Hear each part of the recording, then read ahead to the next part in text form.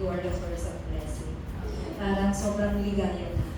So, I think yung mga mensahe natin lately ay unti-unti na i-imprint po sa atin. Kasi truly, we are called the source of blessing. Amen? Amen. Amen. So, yung title ng message po natin this week, Watchmen for the Next Generation. So, if you remember po, no, yung message natin last week, yung fundamental problem ng buhay natin.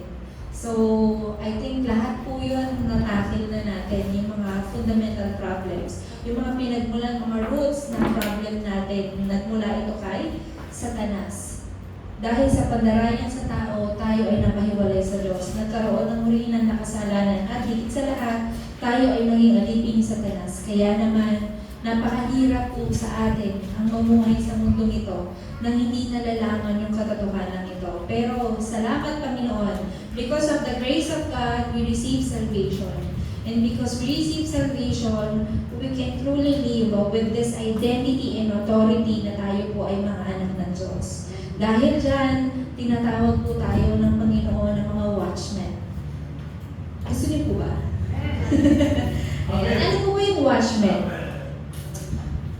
Mga bantay, di ba? Taga-masid. Marami yan ngayon dahil may gera lately, no? Siguro aware po kayo sa gera na nangyayari sa bansa, sa ibang bansa. And actually, damay po tayo doon kahit na wala tayong nakikita mga misail dito sa bansa natin.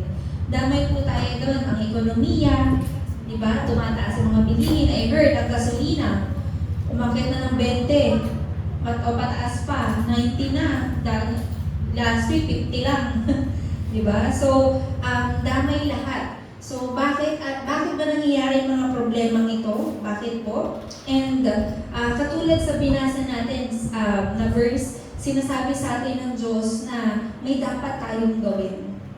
So, katulad ng nangyayari sa ibang bansa ngayon, sa mundo natin ngayon na puro gera, ano ba yung pinakamalaking problema na ano yung pinakamalaking problema na nakikita natin dito bilang mga anak ng Diyos? Ito ay tinatawag ng spiritual na digmaan, hindi lamang basta labanan ng bansa ito.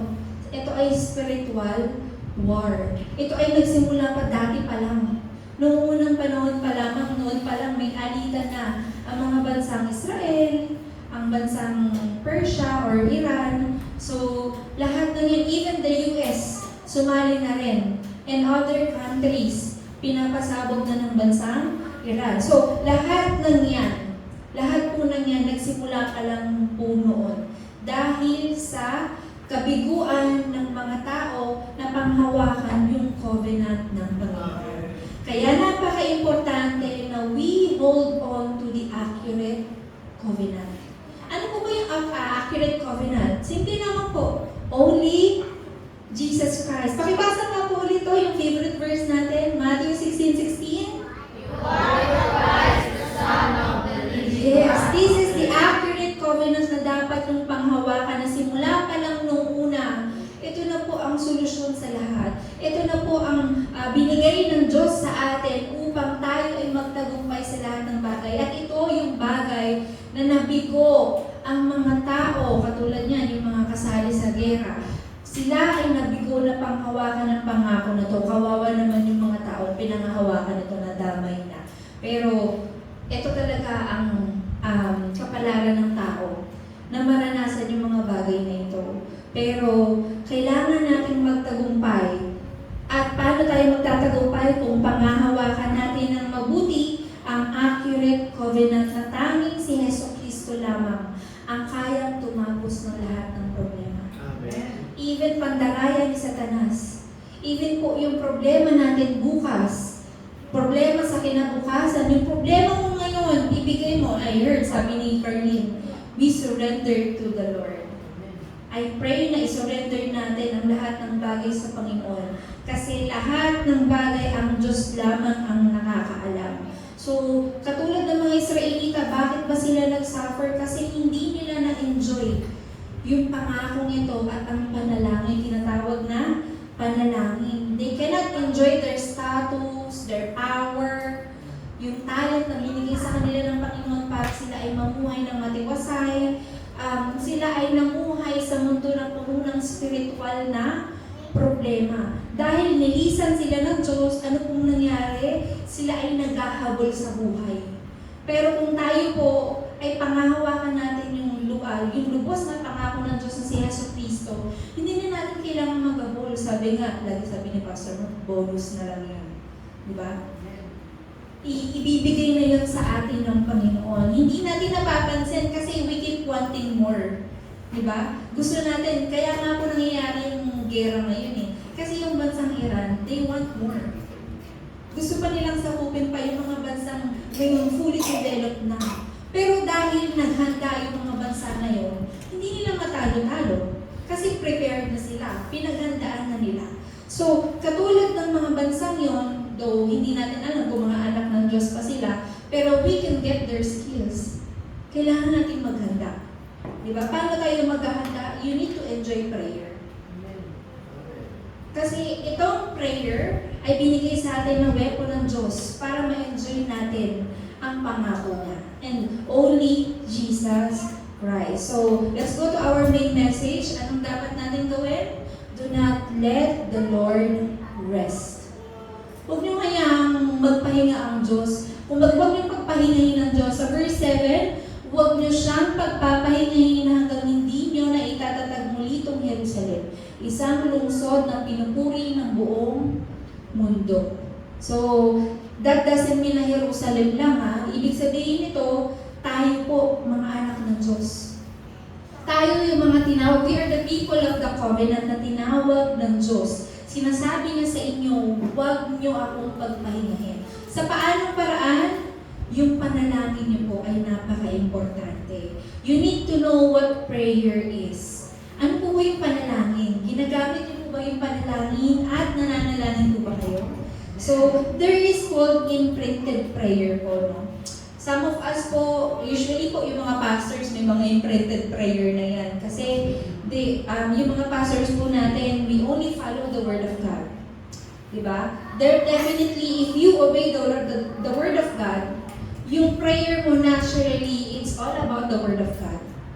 So, yan po yung ibig sabihin ng imprinted prayer. Inside the imprinted prayer, may tinatawag na scheduled prayer. Doon pumapasok yung scheduled prayer na sa lahat ng oras, sa araw-araw, meron kang nakalaan na oras para sambahin ng Panginoon, manalangin sa Diyos, tawagin ng Diyos, palakihin yung pananampalataya mo sa Diyos. Yun yung oras na kinakausap mo ang Panginoon at yun yung oras na tinatawag ng imprinted prayer. So, let me ask you po, do you have this imprinted prayer po ba? Amen? Parang isa lang yung sumagot Ayan. So, scheduled prayer, you need to have that po. Kailangan yung magkaroon ng tinatawag na scheduled prayer. Kasi if you do not pray, other things will be imprinted in you. Yung ibang bagay ang mai-imprint sa atin. Yung mga bagay na hindi nararapat. Yung mga bagay na hindi kaloob ng Diyos. Yun yung mga mai-imprint sa atin. Kaya do not give Satan the chance na may ma-imprint na iba sa inyo. Just let the Word of God be imprinted in you para yung prayer mismo ay kumilos po sa buhay ninyo. If the things of God is imprinted in you, then your prayer will absolutely be answered by God. So, kung mananalangin tayo with the things of God, surely absolute answer will come. Amen? Amen. Amen. So, ano po ba yung standard ng prayer na dapat nating sundin? Yung panalangin na nakapagbibigay ng liwanag, of course. We all have the 7-7 prayer. Kabisado niyo po ba? Kailangan natin kabisatuhin para ma-imprint, di ba? Kung lalo na kapag may mga time na hindi natin alam kung anong ipapanalangin natin, but you memorize the 7-7 prayer, that is wonderful. Yan ay grace of God. So, kailangan natin na that kind of prayer na nakapagbibigay liwanag sa lahat ng bagay. Yung liwanag na kayang magwasak sa kadiliman. Yung liwanag na kayang magwasak kay Satanas sa bartisan ni Satan. At higit sa lahat yung nakakapag-establish ng bartisan of God. Amen?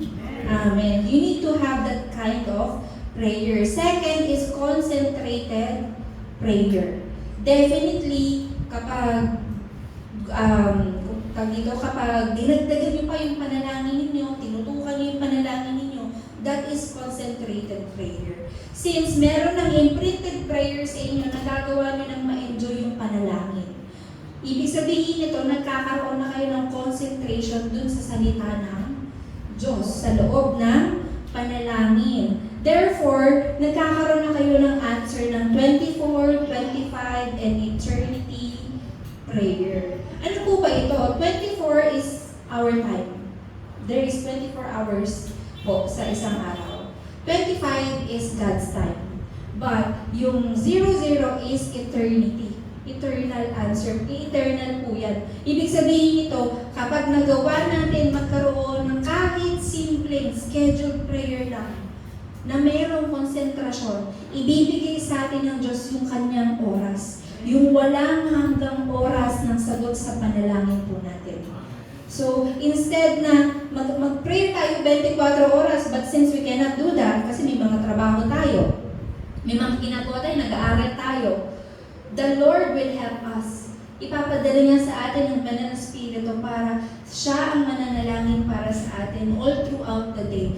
That is the 25 hours of God. Ibibigay niya sa atin yung walang hanggang kasagutan. Amen? So, in your study, in your work, all things, you enjoy prayer. Sa lahat ng ginagawa niyo, you enjoy prayer. Kasi yun yung ginagawa po ng mga watchman. So, yung mga tagapagmasid, di ba? Yung mga mga bantay, kailangan nilang tumutok ng maigi. Kasi kapag hindi sila nagbantay ng maigi, pwede silang pasukin ng kalaban. I heard ganun yung ngayon, Dubai. Di ba? Yung Dubai, parang bihira. Sa dami ng pinadala na missile ng bansang Iran sa bansang Dubai, parang 3 lang yata yung pumasok sa bansa nila. Dahil grabe sila magmasid. Grabe sila magbantay. On point talagang binablock nila lahat ng missile. So, ganong klaseng pagbabantay ang kailangan natin gawin. Yung pagbabantay na para bang merong liwanag na nag-e-exceed dun sa pinakamadilim na part ng mundo ito. Amen?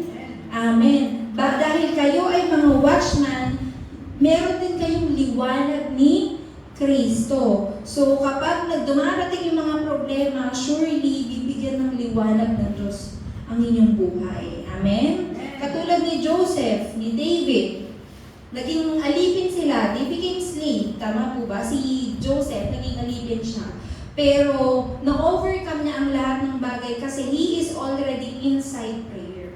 Inside of the prayer. Lagi siyang nananalangin. Kumbaga parang hindi pa dumarating yung problema. Naging normal na sa kanya, na-imprint na sa kanya ang panalangin. Si David, di ba? Busy siya, running for his life. Pero, dahil nga sinusunod niya ang salita ng Diyos, yung prayer mismo ay naka-imprint na din sa kanya.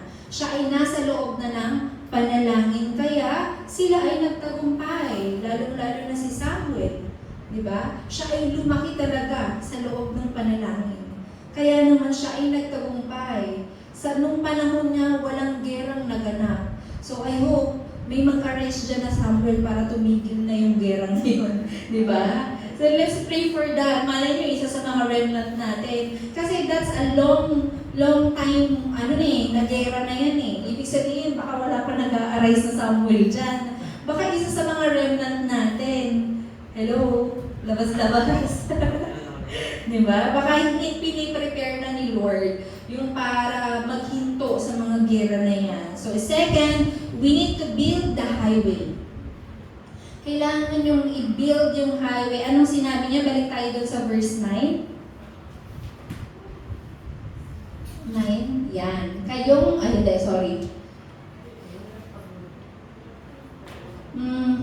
balik pala, sorry. Ayan. Gumawa kayo ng daan sa tent. Pumasok kayo at tumaan sa mga pintuan. Gumawa kayo ng daan para sa ating kababayang nagsisibalik. Maganda kayo ng malawak na lansangan. Alisin nyo ito ng mga bato, maglagay kayo ng mga tanda upang malaman ng mga bansa. So, yung mga bantay, labas-labas. Kailangan nyo mag-build ng highway. Kailangan nyo i-prepare yung daanan for the next generation. Number 1, ayan. Kailangan nyo mag-build ng highway, ihanda ang daraanan para sa 237 na nation. There are 237 na bansa sa buong mundo. So, may mga lugar po dyan na wala pang daanan. May mga lugar po dyan na madilim pa, hindi pa nalalagyan ng daanan. Kasi nga po, madilim pa. Walang nag-a-arise na someone, na isang anak ng Diyos, na isang watchman para magbigay ng daanan sa kanila. To build the highway, kailangan mag-connect din ito dun sa 237 na bansa.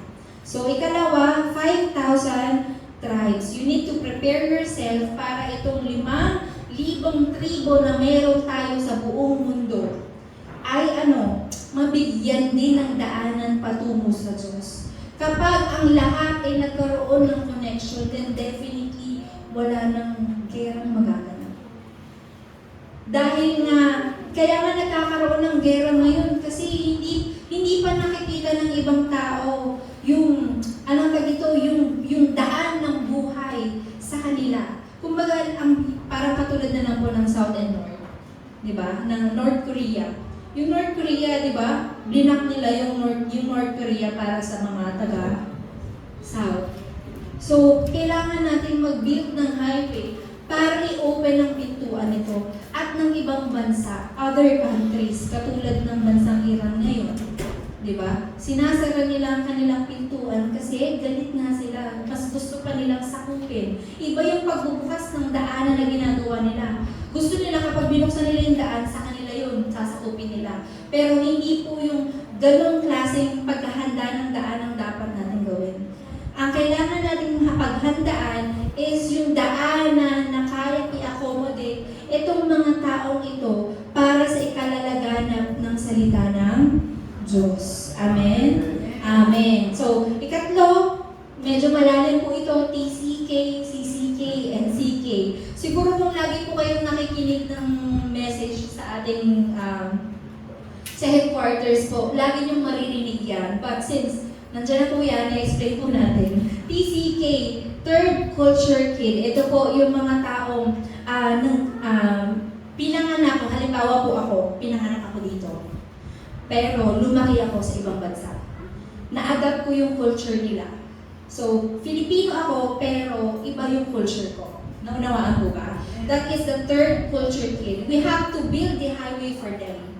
No? Kasi isa sila sa mga bata o isa sila sa mga tao na talagang merong mga kakaibang skills. Kasi hindi lang skills na nanggaling sa home country nila yung meron sila. But they also have the skills coming from the other country. So, dapat maging open tayo sa mga foreigners, di ba po? Katulad ng mga pumupunta po dito, ng mga Koreans, of course. Yung iba sa kanila, tumitira na dito sa Pilipinas. Sino po ba? Si Chanyul. Di ba mo sa name? Si Chanyul, di ba? Dito, taga-Korea siya, pero dito na siya lumalaki. So, na-adapt na yung culture dito sa Pilipinas. So, kailangan natin ihanda yung daanan for this next generation na TCK. So, marami po yan. Napakadaming mga ganyang klaseng tao sa buong mundo. And cross-culture kids, CCK. Ano naman po ito? Ito naman po mas broad, mas malawak. Kasi ito naman po, ito yung mga nasa loob ng mga immigrants, yung mga refugees. Yan. So, ito yung mga tao, medyo mahirap siya explain, no? Na merong iba't ibang ethnicity. Sometimes sila po yung mga taong dahil sa trabaho ng magulang nila, they have to live on that country. Hindi po decision na kailangan mag-aral ako doon, hindi gano'n. But dahil, kunyari, yung magulang ko, militar. So, napadala sila sa bansang to. So, kailangan ko tumira doon. Tapos, pinadala na naman sila sa ibang bansa. Naunawaan po ba? Yeah, so that is cross-culture kid. So nagkakaroon sila ng iba't ibang environment, culture. So we have to prepare the highway for them. Kasi ito yung mga tao minsan na nagkakaroon ng discrimination kasi para ang hirap i-adapt ng culture na meron sila eh. Lalo na kapag lumipat na naman sila ng ibang bansa, ganun. So, we have to embrace them. Kailangan din natin silang yakapin. Kasi minsan, nakabasa ako ng isang article about this cross-culture kid. Minsan ito yung mga bata talaga na binubuli. Dahil sa pambubuli sa kanila, nagkakaroon sila ng hindi magandang future. So, let's help them na i-build natin yung highway for this kind of next generation. So, next is no culture kids. Sino naman po itong mga no culture kids na to? Ito yung mga literal na nasa ilalim, nasa taas ng bundok, yung mga hindi open, na meron palang K-pop, na meron palang ganitong modern city, mga tribo na hindi open sa mga ganitong klaseng mundo. So, marami po yan. Siguro kapag nagkaroon tayo ng mga mission sa mga bundok-bundok, makikita natin yung mga tribo na gano'n. Sila yung marami ako napapanood na gano'n sa TV na mga NGO na pumupunta sa mga gano'ng bansa. Napakahirap pa rin ang buhay nila. Walang development. So, though they have this culture, kaso nakalagay dyan, no culture kid, ibig sabihin po nito, hindi nila kayang mag-adapt ng ibang klaseng culture because sila ay ano ba tawag mo? Yes. Sila, kumbaga, nandun lang sila sa isang lugar and walang access sa internet, walang access sa ibang lugar, ganyan. So, we have to build the highway for them. Naunawaan po ba ito? Ayan. So, technically, ito po mga to ay mga tao talagang hindi natin madalas nakakasalamuha pero napaka-importante po nila. Sila yung mas maraming actually advantage para makisalamuha sa ibang tao din sa ibang country. Kaya let's pray na makamit tayo ng mga ganitong klaseng tao. 3 courtyards. Ito yung courtyards of Gentiles, courtyard of prayer, and courtyard for children. So, ano po ba ito? Katulad po nitong ating simbahan. Nagpe-prepare po tayo for this courtyard kung saan tinutulungan natin yung mga tao na makatagpo ang Panginoon, magkaroon ng klase ng pamumuhay na naaayon o kalooban ng Panginoon. In that way, yung pamumuhay po nila ay nagkakaroon ng isang pamumuhay na sumusunod lamang dun sa journey na binibigay ng Panginoon. So, courtyard of prayer, ito po yung healing. Courtyard of healing. Tinutulungan natin yung mga pumapasok sa simbahan natin na magkaroon ng kagalingan. And courtyard of for children. Yung mga remnants natin, tinuturuan natin sila. Minsan, ewan ko lang po siguro sa mga susunod po, kapag enough na yung mga teachers natin, pwede natin silang maturuan pa ng ibang bukod sa gospel. Kasi napaka-importante po nito sa isang simbahan na merong ganitong klaseng mga activity. So, I hope yung mga remnants natin na lumaki na sa simbahan, merong step up sa inyo na magturo din for our next generation. Number 5, 3-day weekend age. Ito po yung sinasabi ko, wala po siyang pinakaiba dito sa 3 courtyard. Pero itong 3-day weekend age, ito po yung Friday, Saturday, and Sunday. Wherein, tuwing Friday, nagagather natin yung mga bata, nagagather natin yung mga members natin sa church, or ibang tao din, of course, they are welcome to come with us. Nagagather natin sila para turuan natin sila ng iba't ibang mga skills. Iba't ibang mga talents, ganyan. And sa tuwing Saturday, ito naman yung time na nagkakaroon tayo ng concentration. Saan po? Sa salita ng Diyos. And tuwing Sunday, ito yung nagagather tayo para magkaroon ng worship sa Panginoon. So ito yung tinatawag na 3-day weekend age. And 6, age of holy meditation. Kung makikita niyo po yung ibang bansa nga, katulad ng mga Muslim, di ba? They have this kind of meditation na hindi natin kayang tapatan. Di ba? Kahit may ginagawa sila, pero kapag narinig na nila yung tawag sa kanila, yung prayer time nila, they have to leave whatever they're doing. Tapos pupunta na sila, luluhod na sila doon, yung mga dalayang balik, bigla na lang yung luluhod dyan. Diba? So, ganun klaseng holy meditation yung kailangan natin. Hindi ko naman po sinabing na habang nasa jeep kayo, bigla kayong lumuhod. But, kayo po ay mga templo ng Diyos. Kahit saan po kayo magpunta, kasama niyo ang Diyos. Nasa inyo po ang salita ng Diyos. Every Sunday, we listen to the Word of God. So, you can use that time, or you can use that para gamitin po sa panalangin ninyo, sa scheduled prayer ninyo. So, kung maglalaan lang po kayo ng oras para sa panalangin ninyo, surely, bubuksan ng Diyos ang pintuan ng lahat ng kasagutan po sa inyo. And number 3, ito na po. So, we build the highway. Na-build na natin yung highway since inihanda na natin yung mga daraan ng next generation. We need to raise, ano naman po, watchmen.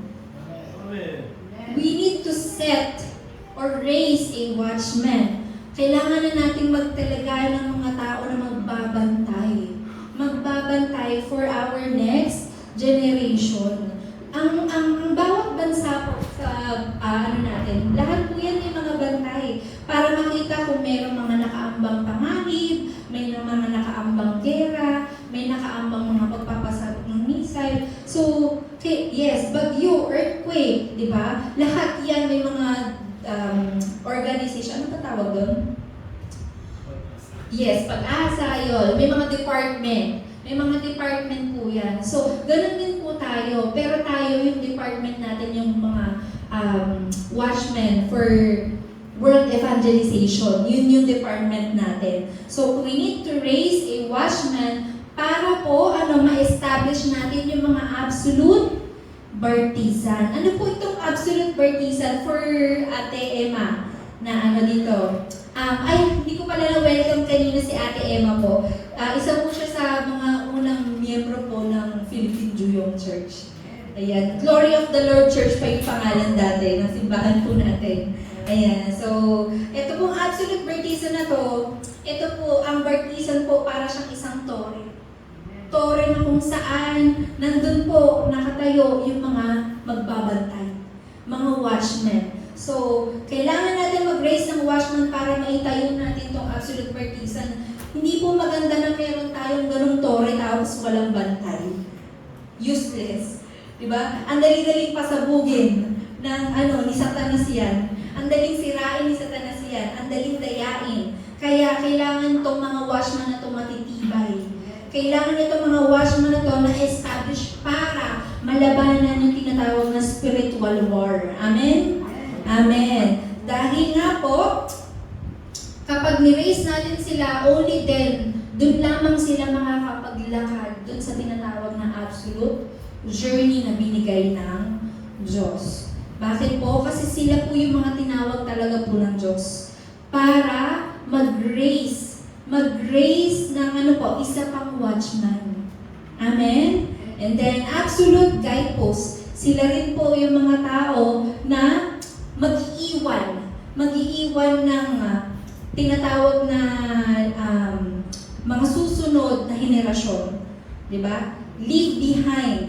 Sila yung mga taong mag-iiwan ng mga panibagong remnants na magtuturo sa mga panibagong remnant.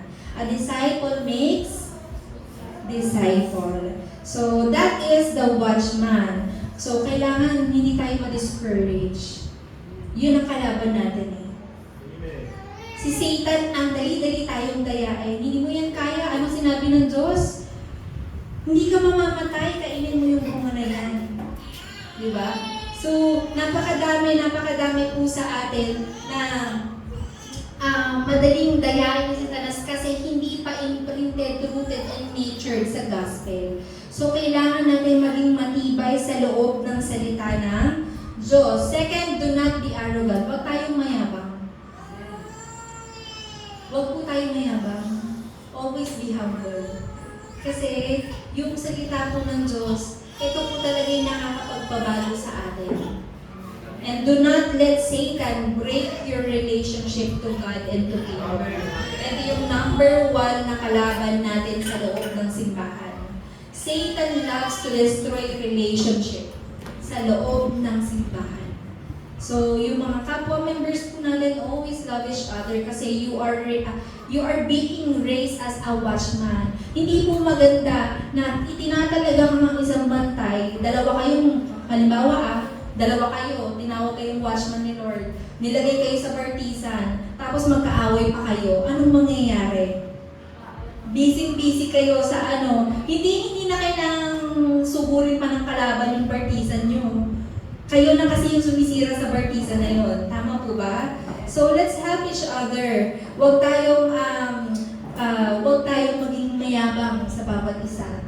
Maging sa sarili natin because we are being raised as a watchman. You are appointed as a watchman of this age who will win the spiritual war, who will shine the light of Jesus Christ. Amen? You are appointed as a watchman of this age para ma-witness nyo po yung evangelism and mission na binigay sa inyo ng Panginoon. You are appointed as a watchman of this age para maipasa natin yung gospel and yung covenant ni Kristo sa ibang tao. Amen? Amen. So you remember that. For our conclusion, ang Panginoon po kumikilos. Nagsisimulang kumilos when you start holding on to the covenant. So start today, hindi pwedeng bukas. Alam niyo po ang hirap niyan eh. Lately, dahil nga po sobrang busy ko sa anak ko, sabi ko gusto ko mag-diet. Kaya lang po sa sobrang pagod ko, kailangan ko talagang kumain. Sabi ko bukas na lang. Bukas na lang. Sabi ko, tapos nung magtimbang ako, hindi ko na sasabihin. Nagtimbang ako, the next day, dumobli ako ng 2 kilo. Ngayon sabi ko, bukas na lang. Kasi pagod ako, kailangan kumain. So, hindi ko sinabing gayahin niyo ako, pero kailangan nyo pong magkaroon ng paninindigan na panghawakan yung accurate covenant. Hindi pwedeng bukas. Kasi bukas iba na yun. Amen po ba? Today is different. So, kailangan nyo panghawakan yung accurate covenant na binigay sa inyo ng Panginoon. So, 3 bagay yung magti-take place when you start holding on to this covenant. Number 1, the work of the Holy Trinity. Amen? The Trinity of God will work sa buhay ninyo. Hindi lang isa, hindi lang 2, kundi 3. San ka pa? Diba? So, kikilos ang Diyos, Ama at ang Banal na Espiritu sa buhay mo. And surely, kapag ang Trinity God ay kumilos, everything, ang lahat ay magbabago. Ikalawa, the forces of darkness will be broken down. Amen? Kalaban natin si Satan, he lives in the air. Yung hinihingahan nyo, di ba po kapag hindi tayo huminga, mamamatay tayo? Same thing, be aware na si Satan, nandyan po siya sa hangin na hinihingahan natin. So, he is always alive. But remember, God is always alive din. Amen? He is active. So, whenever you use the Word of God, kaya niyong wasakin ang kapangyarihan ni Satan. And number 3, kahit ibibigay, magte-take place sa buhay ninyo yung kapangyarihan ng kaharian ng Diyos. Amen? Amen. Magte-take place ang kapangyarihan ng kaharian ng Diyos sa buhay natin. Yung pagkilos ng kaharian ng Diyos, magte-take place po. Maging ang mga anghel sa langit ay kikilos para tulungan tayo. Amen? Amen. So, itong blessing na to na nanggaling sa trono ng Diyos will come upon you. If you only enjoy the kingdom of God, surely ang lahat po ng bagay ay magkakaroon ng kasagutan sa buhay ninyo. The Lord will also start working sa buhay ninyo. So, do not compete with Satan. Hindi tayo mananalo. Just use the Word of God. Start holding on to the covenant, accurate covenant. Kasi, kapag ginamit niyo yung accurate covenant, even Satan cannot attack you. Satan will be nothing against you. Amen? Amen. So, kailangan nyo nang maniwala sa Diyos and look only upon the Lord. sinabi ng Diyos, I will not abandon you. Amen? So, tinawag ka ng Lord para magbantay, magmasid. Kasi you have this kind of light of Christ na kayang magbigay ng liwanag sa lahat. Amen? Amen. So, be that kind of light na kayang, be that kind of light na hindi kayang magpahinga ng Diyos. Gusto ng Diyos kasi lagi siyang busy. And magiging busy lang si Lord kung kayo po ay very active sa Kanya. Amen? Amen. So, I pray po na this week po, let's not let God na magpahinga. Amen. Maging busy tayo na tawagin ang Diyos. Amen?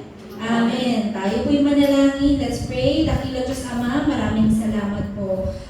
Ikaw nawa ang mamuna sa buhay namin, Panginoon.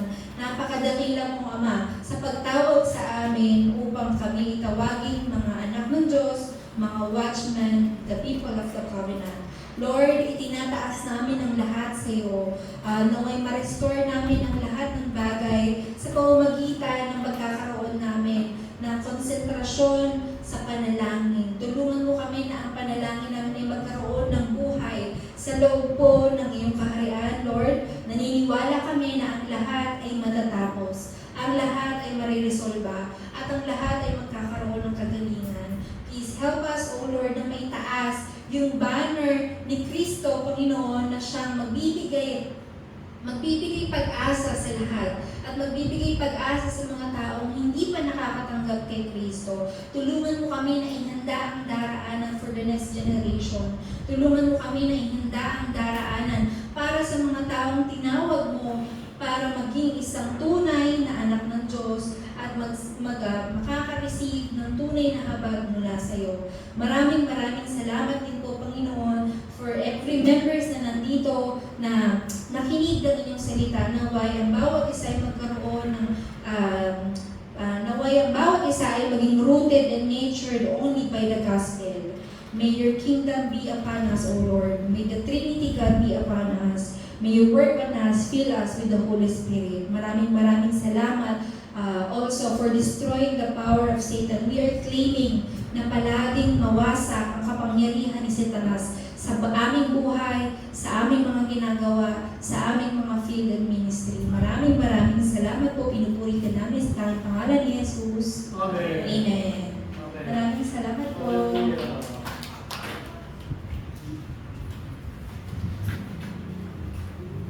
Are you blessed po ba? Amen.